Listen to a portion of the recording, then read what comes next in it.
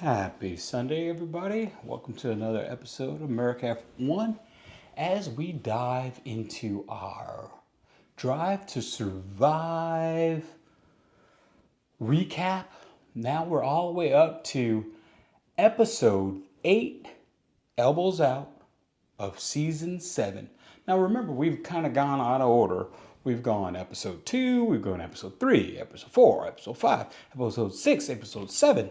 And for some reason we skipped 8 and went to 9. Now we're coming back to 8. Then we're going to finish it off with 10 and go all the way back to 1. But you know what? The great thing is when you look at it on the internet or on our channel, you can just pick, you can go in order. You can go 1, 2, 3, 4, 5, 6, 7, 8, 9, 10. But we're kind of going out of order. Why? Things happen. We click on one thing, it sends us to another thing. I don't know. Anyhow, Elbows Out. Drive to Survive, Season 7, Episode 8. The pressure is put on Sergio Pérez to perform for Red Bull. But he ends up making costly mistakes, forcing the team to scout out potential replacements. We're going to recap this episode here on America F1. Yeah, America F1. America F1. It's a golden run. America F1. Now, as usual, this season we have our new studio, and usually I have, when I'm doing the show by myself, I'll sit at the desk. But today, I don't feel like sitting at the desk. I'm sitting at the chair. And when Mike gets back from Vietnam, which will be pretty soon, he'll have a chair right there. And we have our little water, beer, whatever we're going to do right here for our table. And then we have our America F1 neon sign with the old 1920s F1 car. And then usually I'll have, today's cup is the Mandalorian, the Chow cup. As you can see, we can drink our water, keep our mouth nice and fresh and not...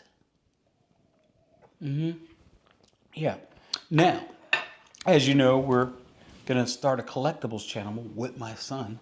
So here's one of the collectibles. This is the creature from the Black Lagoon. Now, you remember the creature from the Black Lagoon. He's green.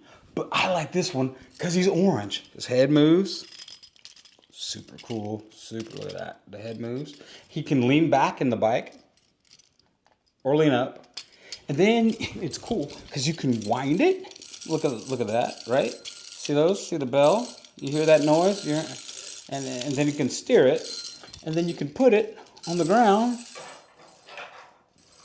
And look! Yes! It moves! So cool. And then they're going to come out with, they have a whole bunch of them. They have Peanuts, Charlie Brown, they have Snoopy, the creature from the Black Lagoon, and they have a couple other ones that I wasn't interested in, but they're coming up with one. I can't tell you what it is. It's going to be a surprise, but I'm going to get that one too. And if you like any of the collectibles that you see on our channel, and you just want to talk about it, because we only have one little segment for them, put it down in the comments. Let's talk collectibles. That's okay. F1, we aren't just into F1. Like everybody else, we're eclectic. We have lots of interests, but F1's our main interest. But collectibles is another one. We've been collecting, stuff like everybody. Start out with baseball cards and comics, and then it just kind of morphs from that. Anything that's baseball and comic kind of related, and then there we go. Back to our episode. So this episode is really about Christian Horner, Daniel Ricciardo, Sergio Pérez, Liam Lawson, and Yuki Tsunoda. It's about Sergio not living up to the performance that he was in the beginning of the season. Remember last year, 2024, Sergio started out great. He had like 3 or 4 podiums in a row. Him and Max were 1-2, 1-2. And then all of a sudden he started having, I think it was 10th, and then a DNF, and then it's out of the points. And then people are like, hey, well, we can't win the Constructors just with one guy. It's not 2023 where Max, basically won every race, and he basically won the constructor's title by himself, it's a whole different animal. And the other teams are catching up. McLaren's there, Ferrari's there. Even Mercedes won 4 races between George and Lewis. So everybody else is catching up. The RB Red Bull's not as dominant. So you need that second seat to score points. And for how much I love Sergio and how much everyone loves Checo, he just wasn't cutting it. So this episode goes into that. Now, who's the star of this episode? It's always strange to me that the person who you think should be the star in these Drive to Survive, they aren't. Like, this episode's called Elbows Out, and it's really more Christian Horner's episode. And then after Christian, I would say it's probably Daniel Ricciardo and Liam Lawson kind of tied for that.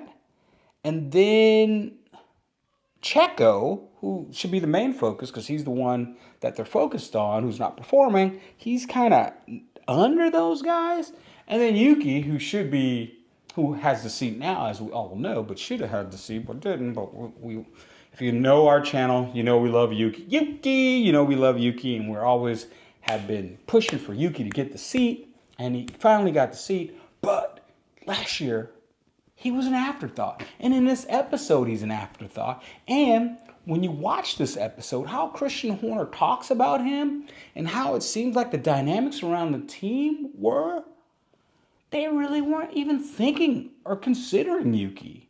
And to me, it's an insult to all the hard work that Yuki's been putting in. It's an insult to the kid's fast. The kid's fast over 1 lap.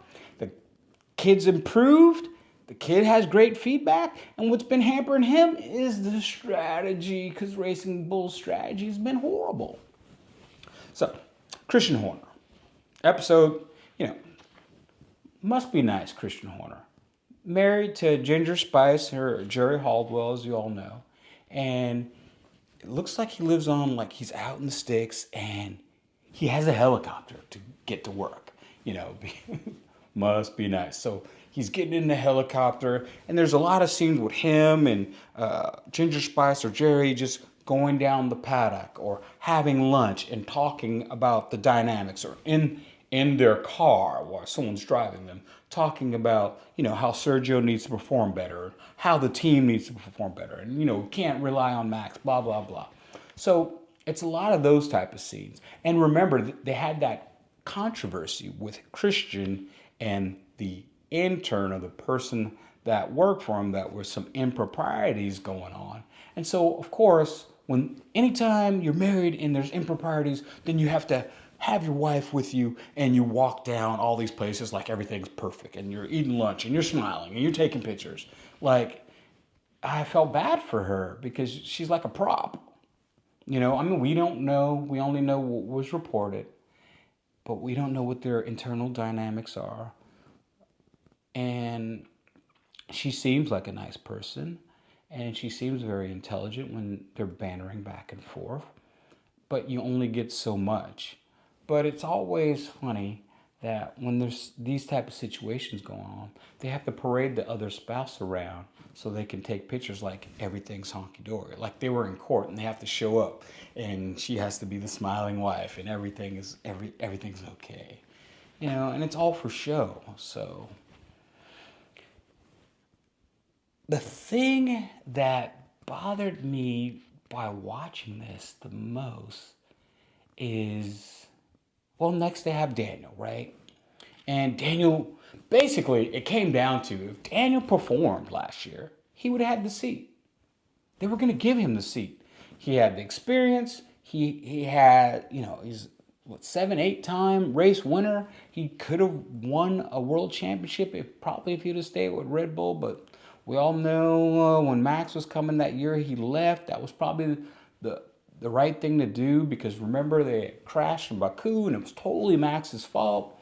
And how Daniel didn't like how they were kind of giving Max the preferential treatment, and he could see the writing on the wall. So that's when he bolted to Renault. And that's when he was getting 25 mil a year. So of course, gonna bolt, right? Go get that money. So people were like, "Oh, he should stay, and he could have won the world champion. Things would have been different." Blah blah blah.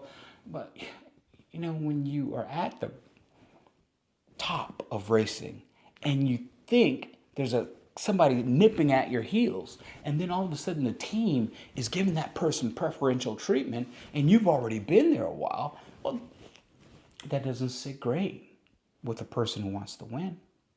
That doesn't sit great with a person who's been there before the other guy. Now, we all know that Max is the super talent, and they made the right decision because Max won, he's won 4 titles in a row, really 3, but 4 titles in a row, and we get it. We get it. I get it. You get it. But when you're watching this episode and Daniel's like talking, he's like with his nephew, and I guess that was his nephew. I don't know. I'm pretty. He's not married, so. And they're 4x4ing out in the desert, and the kid's driving, and he's telling them turn left, turn right. It's kind of cool, and you get to see a different side of him. But you also see that he has a life outside of F1, and maybe he didn't have that edge that you need to perform and go quicker and faster.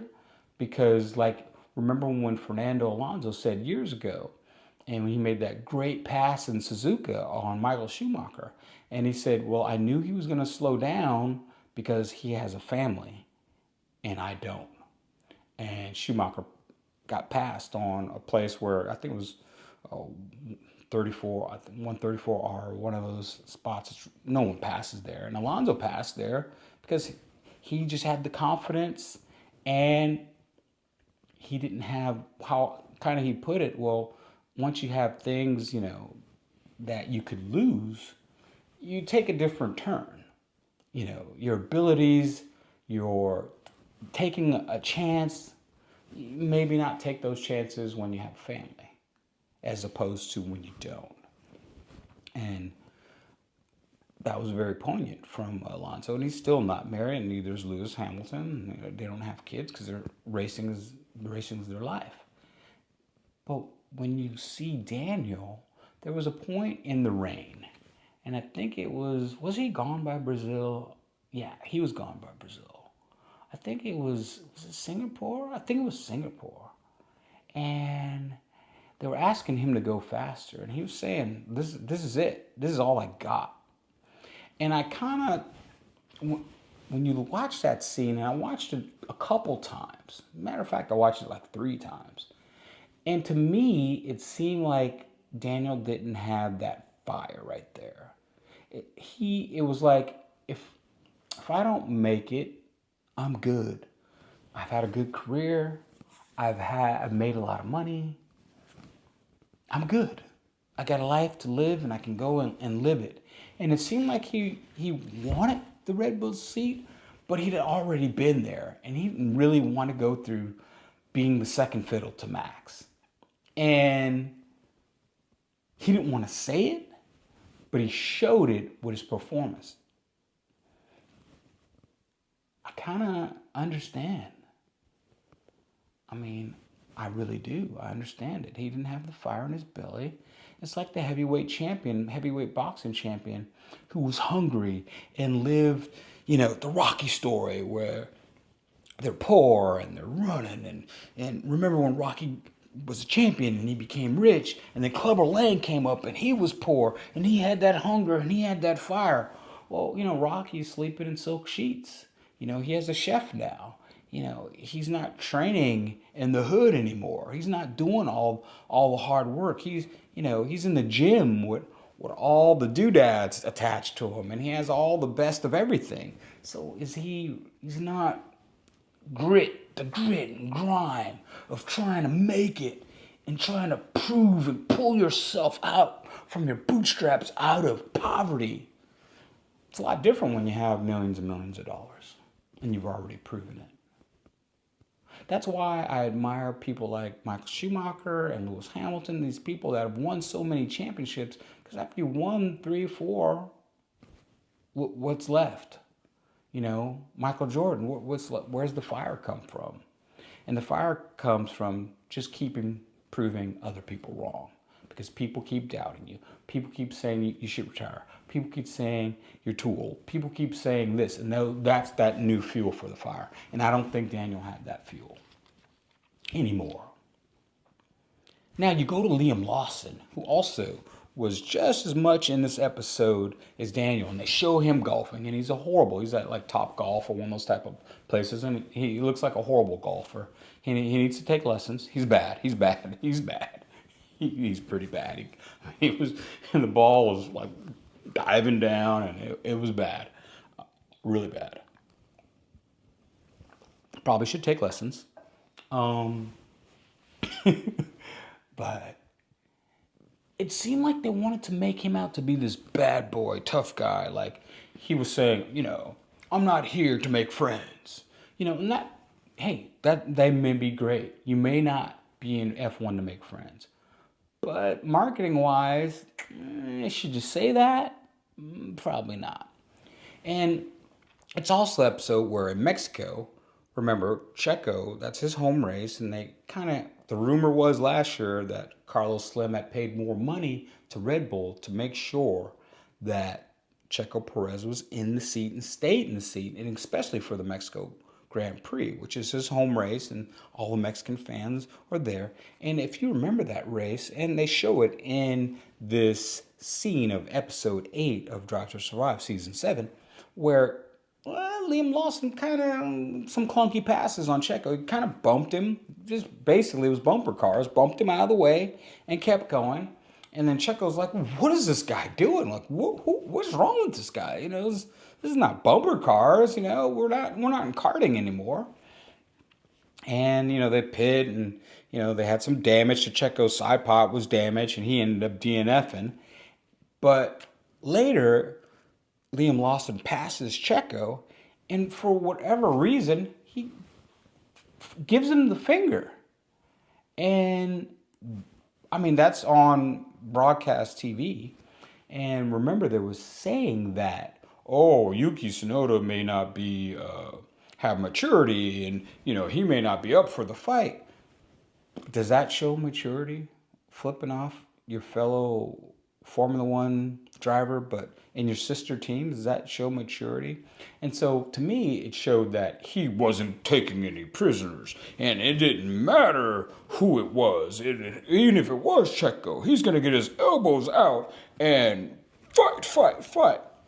And that's just such a fake bravado when you think about it, because if you can make the pass and you're in a faster car, or you have the slipstream and the guys, you have DRS and he's not doing as well, you can just make the pass, man. There's no need for the finger and all that.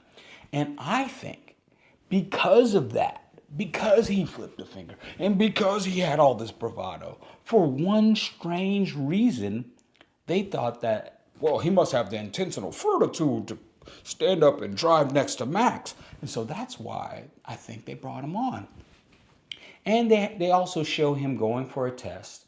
And they said he was 0.2 off of Max, which, they didn't show the data. I don't believe it. I don't know if you believe it, but 0.2 off Max, Liam Lawson, the guy who's like finishing 20th and 19th, I don't think so. I don't think so. But I also didn't like the fact that was his second test. And in all the 4 or 5 years that Yuki has been, he had just only had one test for Red Bull. And that came just, at the end of last season. One test. In 5 years, one. And Liam Lawson already has 2. And he had just gotten the car. So to me, it showed a lot of bias. And now Yuki's in the car and I'm happy. But when you look into this episode, it seems like they were anti-Yuki. Like he was an afterthought. And I didn't like that. And I didn't like that one bit as a Yuki fan, but just as a Formula One fan. Because it's supposed to be about who's the fastest, who's the quickest. Yuki has more sponsors. He has Honda. He has way more sponsors than Liam Lawson. So it gives that perception that Red Bull's, that second seat has been a a carousel. And the sad point about it is, everybody they put in front of Yuki Tsunoda, he beat. So what else did the man need to prove? And then when they had this test recently, and they're before right now, present day, and you got Suzuka coming up next week. Okay, so now they got Yuki out there. He's in the module. And they're like, oh, he's giving great feedback. Oh, we didn't know he could give this type of. What do you mean you didn't know? All you do is ask the people at Racing Bulls, AlphaTauri, whatever you want to call it. All you do is ask them. Come on. Like, we were born yesterday, but we weren't born yesterday. Like, I am so happy. And I want Yuki to do well. But I also want him to do so well that he gets out of Red Bull. Because it just seems like it's just not a place that's good for your psyche. It doesn't seem like a place that they actually support anybody other than Max. And remember when Sebastian, they don't support anybody other than, they support one driver and the other driver is kind of like an afterthought. Now, I get it. You want one driver. Great. And the other guy's just a support driver. He's the number 2. Great. But shouldn't you treat them both respectfully? Shouldn't you treat them both with a little Yuki love? Shouldn't you be nice to them? Shouldn't you encourage them? Shouldn't you try to pump them up? That's just me. My management style would be totally different because my management style is totally different. But I'm not a fan of the way Red Bull manages things. I'm not a fan of Helmut Marko being, senior citizen. Dude, go enjoy your retirement. Let some other young person get in the job, or some, at least in the 40s or 50s. I mean, man, you're in your 80s. Let somebody else get in that spot. Travel, I just don't get it. I don't get it. I don't get it. All right. So, Sergio, who is the person whose seat is, his seat is, we gotta switch. He hardly in the episode. You see him a couple times. He talks very few. Basically, Christian Horner's telling him you got to pick up the pace. Keep your head down. Get everything. All the basic things that you. If you could think of any cliche things to say to somebody, that's what Christian Horner was doing in this episode. You gotta keep your head down. You gotta keep forward. You can't think about the outside noise. It's important. Just you got the pace and. Was Sergio all of a sudden Checo gonna be like, oh yeah, thank Christian. What you gave me is just got me so motivated. What you just told me, I'm so motivated. I'm out there right now and I'm gonna do it. No, didn't motivate me. I almost fell asleep when they were start talking. The episode, sometimes there's drama, but there was real drama here, if you remember last year. And I think they could have had a different perspective because we didn't see much of Yuki. And since they didn't even talk much about Yuki, but they could have talked more about Yuki. This whole episode, it's an hour, right? So 15, 30, 45, an hour. So 15 minutes with Sergio, 15 minutes with Liam Lawson, 15 minutes with Daniel Ricciardo, 15 minutes with Yuki Tsunoda, and then patch it all together on how they're competing for this seat. I can almost direct this episode because this episode really directed itself. Now, where do we put this episode? The things that we always talk about in Drive to Survive. The reason why I watch it is cinematography. So, was this episode did it have beautiful landscapes and beautiful views of things? I would say no. They went to Mexico City. They could have showed some great Mexico City sights. They could have had some great backdrops. That's why I thought they were going to actually do more in this episode with Checo, because you could have got to know and meet his family members. You could have got to see maybe where he grew up. You could have got to see, his house maybe, the countryside, and it would have been beautiful, but we didn't see any of that. Okay, Liam Lawson's from he's a New Zealander, right? So no shots in New Zealand. No, I mean they don't race in New Zealand, but we just see him at Top Golf. That wasn't it wasn't very watchable. The best part is what Christian Horner getting into a helicopter and flying out. They didn't have really great race shots from the Mexico City Grand Prix. This episode was I give it a 6. It's watchable, but it's not one of my favorite. I actually like the Lando episode so far and the Charles Leclerc episode 2 and 3 the best so far. This one was on. It's watchable. I'd watch it.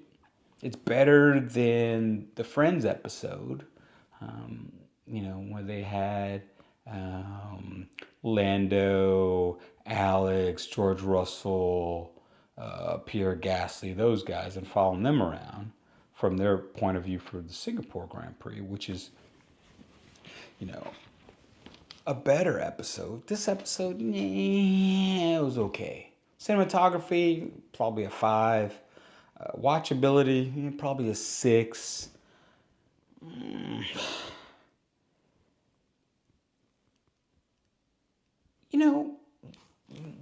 When you think about this episode and you watch it in its entirety, and I've watched it 2 or 3 times, like I said, Liam Lawson doesn't come off likable at all, to me. He seems kind of pompous and arrogant, to me. And so watching it, it's kind of myth that, well, why they pick this guy? Doesn't have the sponsorship that Yuki has. Yeah, because I don't know if you knew this, but Honda pays $10 million for Yuki to drive the R&B. Now, on the switch that happened, coming up for Suzuka, Honda had said, we give you $10 million more if you put Yuki in the seat. This was before the season started. Red Bull had said no because they picked Liam Lawson. And so now Red Bull, which after Liam's 2 first performances in a car that he really hasn't had much time in a car that's reportedly really hard to drive, and I'll even though I'm a Yuki fan, 2 races is not enough to show what you can do. That's totally unfair. Totally unfair to Liam. Okay? Totally unfair. But they went back to Honda and they said, is that deal still available? Honda said, yeah, but he has to be in the seat by Suzuka. No problem. So they'll easily make that money in marketing, and they'll have Yuki out there in Tokyo and the merch sales, and they're Honda's fine. They're going to make that money easily back. And the other thing is that Yuki has to be in the seat the whole season. None of this 2 race stuff. And Helmut Marko, to his credit, who wasn't a big Yuki fan, all of a sudden is now.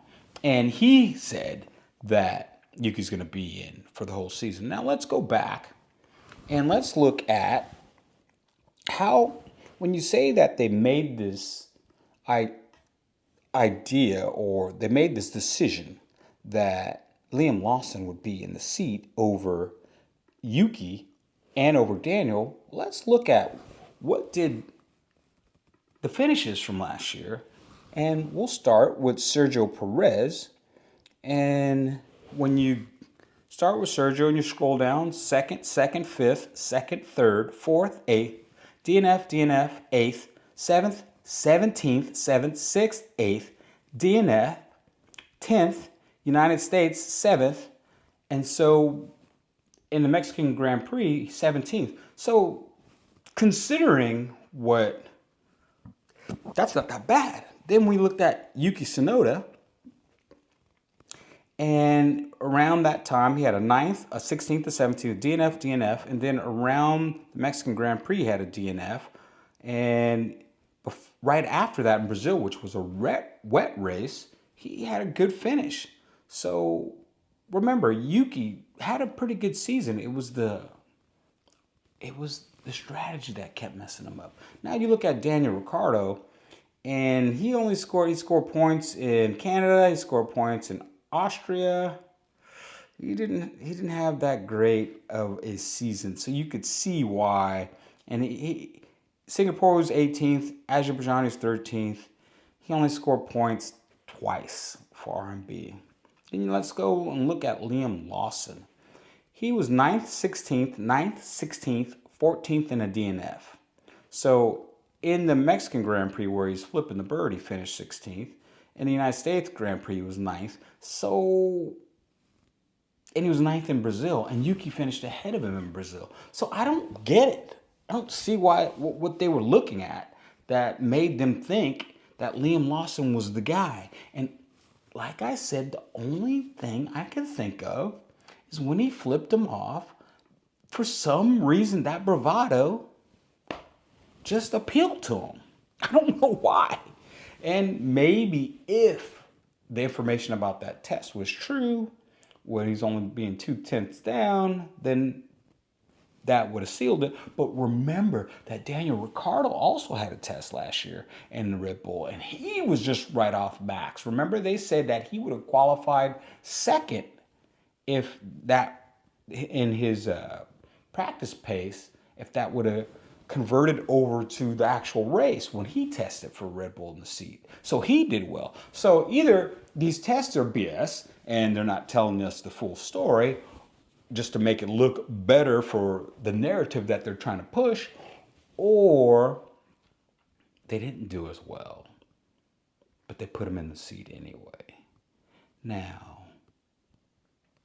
that Yuki's in the seat, we'll get to see what happens, not this week, but next week.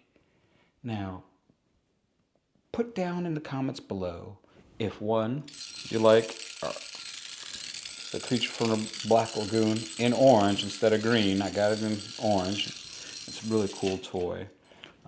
Look great collectible. If you want to know about where I got it from, or if you want to talk about the creature from Black Lagoon, you can talk about it.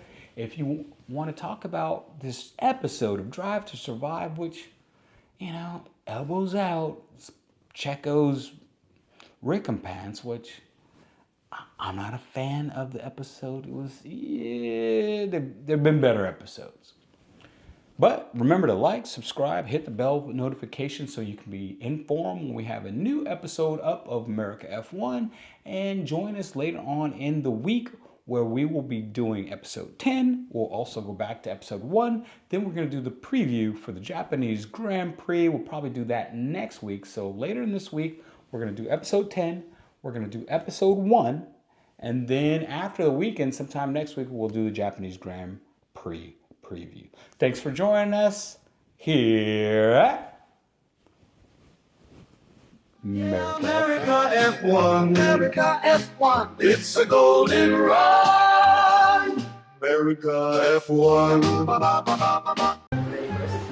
You're so kind. Thank you very, very much. Really appreciate it. You gonna bring it in for me as well? Yeah, thanks.